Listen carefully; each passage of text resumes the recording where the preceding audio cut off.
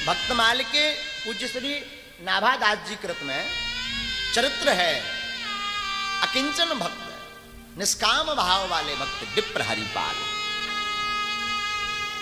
ये परम भगवान के भक्त भय, खूब सेवा करते थे, बड़े आदमी तो थे ही। उसी समय में एक कन्या थी ब्राह्मण की। उस कन्या का संकल्प था कि हम उसी पति से विवाह करेंगे जो रोज साधुओं को भोजन करवाए। देखो ये होती है भक्ति की सूत्रता, सीखना। उसी से हम विवाह करेंगे जो साधुओं को भोजन करवाए। वैसे तो विप्र हरिपाल का मन नहीं था कि हम जो है शादी करें, पर यह भाव देखकर इन्होंने भी सोच लिया चलो इस बहाने भक्ति तो बढ़ेगी। उस कन्या से इन्होंने विवाह कर लिया। महाराज विवाह होते ही धर्मपत्नी इनकी आई, रोज साधु सेवा करवाने लगी। वैसे तो ये खाते पीते घर के थे, बड़े आदमी थे, रहने लगे, साधु सेवा बढ़ने लगी। और साधु सेवा स्थिर तो रहती नहीं कि 10 ही साधु प्रतिदिन आवेंगे ना। आज 10 तो कल 20 मूर्तियां, कभी 50 मूर्तियां। मूर्तियां बढ़ती जावे और साधु सेवा, समाज सेवा बढ़ती ही रहती है। ये कमाते धमाते तो कुछ थे नहीं, जो था वही लुट जाता था। खूब भंडारा चकाचक करवाते थे। धीरे धीरे कम होने लगा और एक दिन समय आ गया कि जो घर पर था बर्तन भाड़े आभूषण सब बेचकर साधु सेवा की, और घरों में कुछ ना बचा। तब महाराज इन्होंने विचार किया साधु सेवा तो रोकनी नहीं है, क्योंकि हमारी धर्मपत्नी का संकल्प है कि जब तक हम हैं तब तक साधु सेवा रुकनी नहीं चाहिए। देखो इस कथा से हमें सीख मिलती है कि अगर आप साधु सेवा प्रियवासी हैं, प्रियता है आपके अंदर, उसमें कुछ दोष भी हो जाए, पाप भी हो जाए, तो वो भी सेवा में ही सम्मिलित हो जाता है।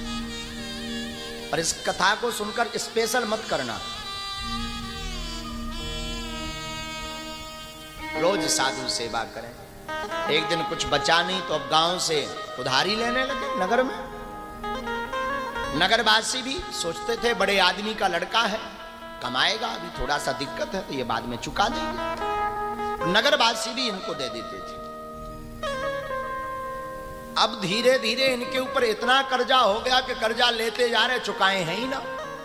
अब भंडारा करवावे रोज, तो लोग गांव नगरवासियों ने देना भी बंद कर दिया कि इन्हें चुकाना है ही नहीं, देने से क्या मतलब। अब मिलना बंद हो गया तो इन्होंने सोचा ऐसे काम नहीं चलेगा, चोरी की जाए, पर सेवा नहीं छोड़नी। महाराज ये चोरी करने लगे। बड़ा मूर्ति था, 2.5-3 क्विंटल का, बड़ा शरीर था। और चोरी में ये कभी जो है रुपया पैसा नहीं चुराते थे, केवल भंडारे का सामान, दाल चावल आटा, ये सामान चोरी करके बढ़िया पोटरी बनाकर लाद कर ले आते। दयालु उसके ही घर पर जाते थे जो भक्त नहीं है। चोरी भी सबके घर पर नहीं, उसी के घर में चोरी ये करते थे जो भगवत भक्त नहीं है। माला नहीं पहनता, तिलक नहीं लगाता, साधुओं को भोजन नहीं कराता, विप्रों को दान नहीं देता, यज्ञ नहीं करवाता, उसके घर पर जाकर के उनके धन को चोरी करके लाते। मानो पापी के धन को ये शुद्ध कर रहे हो।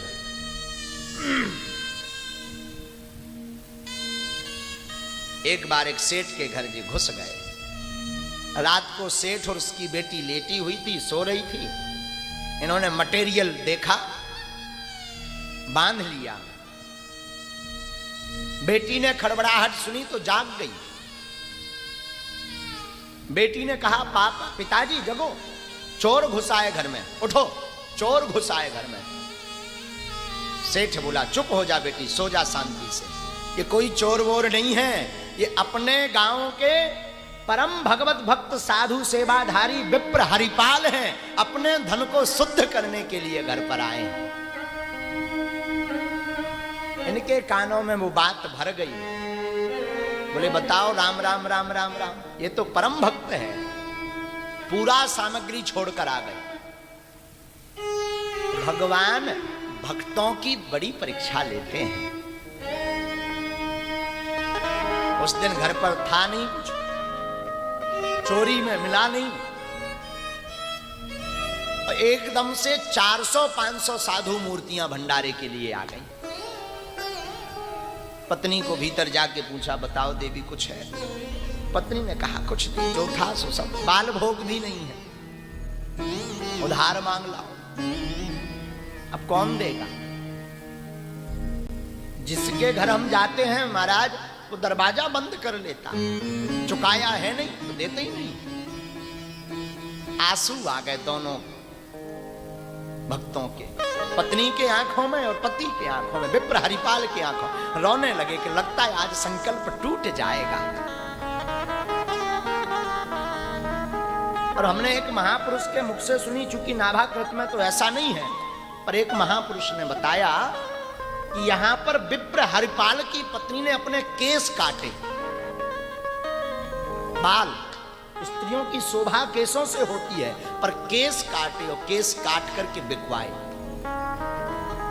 वो किसी ने खरीदे नहीं, तो उन्होंने कहा ये हमारी धर्म पत्नी के हैं, आप रख लो, बाद में हम उठा लेंगे, पर बाल भोग के लिए कुछ दे दो। तो एक सेठ ने कुछ उनको चने दिए, बाल भोग लगाया और देवी से कहा जब तक तुम बाल भोग करवाओ हम महाभंडारे की व्यवस्था करते हैं। अब इन्होंने सोचा चोरी तो दिन में होगी नहीं। इन्होंने अपना लठ लिया, इन्होंने सोचा आज लूट की जाए। गली में जंगल में खड़े हो जाएंगे, कोई ना कोई सेठ साहूकार करता रहता है, निकलता है व्यापार के चक्कर में, उसकी लूट करेंगे आज। इन्होंने लाठी ली, जंगल पहुंच गए। जंगल में जिस रास्ते से बटोही निकला करते थे उसी रास्ते में ये खड़े हो गए। लाठी ली और ऐसी लगा ली अपनी थोड़ी से और टिका करके खड़े हो गए। और मन ही मन सोचने लगे, गोविंद रोने लगे, आज तक नियम नहीं टूटा, आज साधु सेवा का नियम ना टूट जाए, इतना भर करना। और मन ही मन रोने लगे। भगवान ने ऊपर देखा, गोविंद ने, श्री हरि ने, कहीं द्वारकाधीश ने देखा कहीं ऐसा ना हो, आज इनका संकल्प सच में ना टूट जाए। तो आज भगवान बड़िक बने, व्यापारी बने। मोटी मोटी जवाहरात मूंगों की माला अपने गले में पहनी भगवान ने, हीरों की अंगूठी पहनी भगवान ने। व्यापार का कुछ सामान, रुपया मोहरे लादी, जाने लगे तो मां रुक्मणी मैया ने टोक दिया, कहां जा रहे?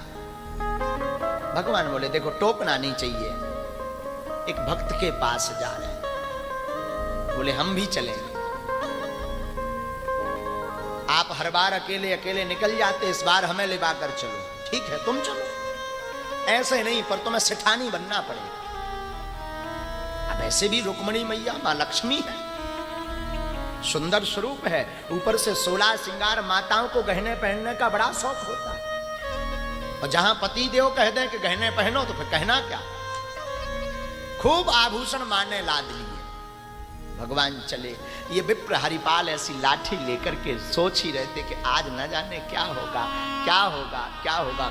इतने में भगवान व्यापारी बनकर के उसी रास्ते से निकल पड़े। भगवान ने इनको देखा,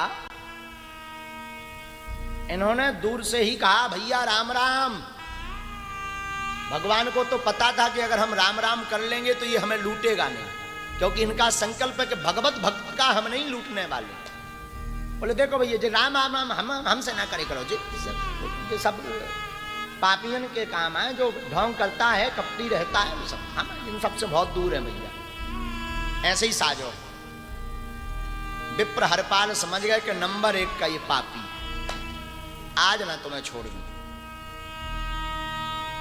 भगवान व्यापारी जो बने हुए थे तो सेठ जी रूप में भगवान बोले, भाई हमने सुना इस गली में, इस गांव में आगे कोई एक बहुत खतरनाक डाकू रहता है। बोले कौन सा? भगवान सेठ के रूप में बोले हमने सुना उसका नाम विप्र हरपाल है। जी बोले हाँ, मन ही मन बोले हम ही हैं, पर बाहर से नहीं। बोले हाँ सही सुना, बड़ा खतरनाक है, सब कुछ लूट लेता है और लठ ऊपर से मारता। बोले कोई उपाय है? बोले हम तुम्हें बचा लेंगे, पूरा जंगल हम तुम्हारा निकाल देंगे, बाहर तक जहां तक तुम्हें जाना छोड़ आएंगे, पर कुछ हमारे मुद्रा लगेगी। उसने कहा, सेठ जी ने कहा भगवान ने, भाई कछू ले लो पर छोड़ आओ बाहर। इन्होंने कहा ठहरो इधर। भगवान से कहा कि पहले हमें हमारी मजदूरी दो, मेहनताना दो, बाद में चल भी। भगवान ने उन्हें मेहनताना दिया। जी भाग कर घर गए। धर्मपत्नी से कहा, देवी जी जब तक तुम भोजन कराओ बाकी 2-4 महीना की व्यवस्था करके हम आई थे। अब वापस आ गए। बोले चलो। भगवान सेठ रूप में विप्र हरिपाल से बोले, भैया तुम आगे आगे चलो, हम पीछे पीछे चले। क्यों? एक तो हमेशा रक्षक को आगे होना चाहिए ताकि अगर वो डाकू आए तो तुम पिटाई खाओ, हम क्यों खाएं। और दूसरा, हम दोनों पति पत्नी हैं, व्यापार की बात करेंगे, आप आगे आगे चलो। विप्र हरिपाल ने लठ ऐसा रखा, ऊपर कंधों पर दोनों हाथ ऐसे लगाए और मस्ती में डूबते हुए जाने लगे। और दोनों आपस में भगवान रुक्मणी मैया से चर्चा कर, इतना मोहरे उधर हो गई, इतनी खाते में जमा हो गई, इतना फलाने के पास मिलना, मानो बातें ऐसी की कि ये भक्ति से बहुत दूर हों। जब जंगल गहरा हो गया, विप्र हरपाल ने विचार किया अब रगड़ देना चाहिए। तो लाठी कंधे से उठाई और जोर से भगवान के पास आकर के जोर से पटकी, खबरदार सावधान हो जाओ, जिस विप्र हरपाल डाकू से तुम डर रहे थे वो हम ही हैं। भगवान कांपने लगे सेठ रूप में। अब बोले जो कुछ मटेरियल है धरो, नहीं तो मार लठ हम लाल कर देंगे। अपना गमछा लिया, बिछा दिया। भगवान डरने लगे, कांपने लगे, सब सामान रख दिया। इशारा किया विप्र हरिपाल ने, देवी जी से भी कहो, जे भी डाले। रुक्मणी मैया सोचने लगी, बताओ जिनके एक श्वास से पूरा जगत थर्राता है, धन्य है गोविंद की लीला, आज इसके सामने कांप रहे भगवान, और भगवान कांप रहे और विप्र हरिपाल लठ लिए, जल्दी करो। रुक्मणी मैया ने भी सब गहने डाल दिए, और जैसे ही डाले एक मुद्री पहने थी वो निकल नहीं रही थी, रगड़ करके निकाला। विप्र हरिपाल ने कहा जल्दी रखो। मां रुक्मणी को आवेश आ गया, भगवान जरूर कांप रहे, हम नहीं छोड़ेंगे। भगवान ने सोचा कहीं ऐसा ना हो ये श्राप दे बैठे, गोविंद से रहा नहीं गया। गोविंद चतुर्भुज रूप धारण लेकर के विप्र हरिपाल के सामने प्रकट हो गए। लो आज तुम हमको ही लूट लो, हृदय से लगा दिया। रोने लगे विप्र हरिपाल। भगवान कहने लगे हमने आज तक न जाने कितनों के चित्त को चुराया, मन को चुराया, कितने के लोगों के साधकों के चित्त का हरण किया, पर धन्य है विप्र हरिपाल, आज हमें ही तुमने लूट लिया। चरणों में गिर पड़े विप्र हरिपाल। भगवान अभी तक तो हम व्यापारी समझकर आपको लूट रहे थे, अब हमको ही लूट लिया। भगवान बोले हम बड़े खुश भये, खूब साधु सेवा करो, ये कभी कम नहीं पड़ेगा, ले जाओ जाओ। विप्र हरिपाल बोले कि अगर हम जाएंगे, साधु महात्माओं को जब पता लगेगा कि इनने भगवान को भी नहीं छोड़ा, हमें सब श्राप देंगे। और सच कहूं आपसे मिलवाने का श्रेय हमारी धर्म पत्नी को है। न ऐसी धर्म पत्नी होती, न साधु सेवा करते, न गोविंद आज तुम्हारे दर्शन होते। तो घर चलो, पधरौनी करो, कृपा कर दो तनक, हमारी धर्म पत्नी को भी दर्शन मिल जाए। महाराज विप्र हरिपाल ने भगवान को अपने कंधों पर बैठाया, घर ले आए और साधु सेवा इतनी मगनता से करते थे कि गोविंद कई दिनों तक इनके घर पर रहे और भगवान भी विप्र हरिपाल के साथ साधु सेवा करते रहे। साधु तुम जीते हम हारे, तुम जीते हम हारे। साधु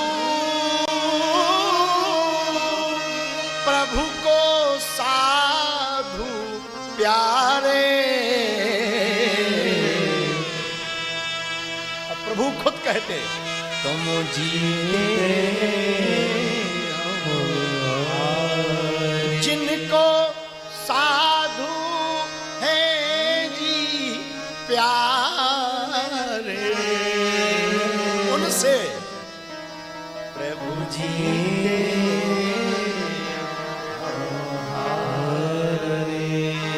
साधु तुम जीते हम हारे। विप्र हरिपाल से कहते तुम्हारी साधु सेवा देखकर आज हम हार गए, तुम जीत गए। आज हम लुट गए, तुमने लूट लिया। भगवान ने कई दिनों तक साधु सेवा की। ये कथा से जीवन में सीख मिलती। क्या सीख मिलती? कि जीवन में प्रभु से प्रीति का धागा बांध लिया, परोपकार किया तो उसमें कुछ भी हो सब भगवान को स्वीकार है। सब स्वीकार है भगवान को, पर स्पेशल चोरी मत करना। आप सोचो कि हम चोरी करें वो मंगल ना, वो अमंगल। और साधु सेवा संगति में बताओ, एक चोर को भी भगवान मिल गए। धन्य है ऐसे गोविंद की लीला। देखिए पर उपकार सहस नहीं भाई, पर पीड़ा सम नहीं अधिभाई। परोपकार से बढ़कर के कोई उपाय नहीं है। और हम तो साधुओं के लिए हमेशा बोलते जननी जने तो संत जने, जननी जने तो संत जने, या दाता या सूर। जननी जने तो संत जने, या दाता या सूर, नहीं तो जननी बांझ रहे काहे गवाए नूर। मां अगर कोई पुत्र संतति करे तो ऐसा पुत्र जने, ऐसे पुत्र को जन्म दे, या तो वो दाता हो या संत हो या सूरवीर हो। वरना माताओं से प्रार्थना है अपने नूर को मत गवाना, अपनी सुंदरता को मत गवाना, और अपने उस ऐसे पुत्र के लिए दुख मत झेलना। पर महाराज ये होगा कैसे? सत्संगति से। प्रतिदिन सत्संगति करेंगे, प्रभु को ध्याएंगे, प्रभु को भजेंगे,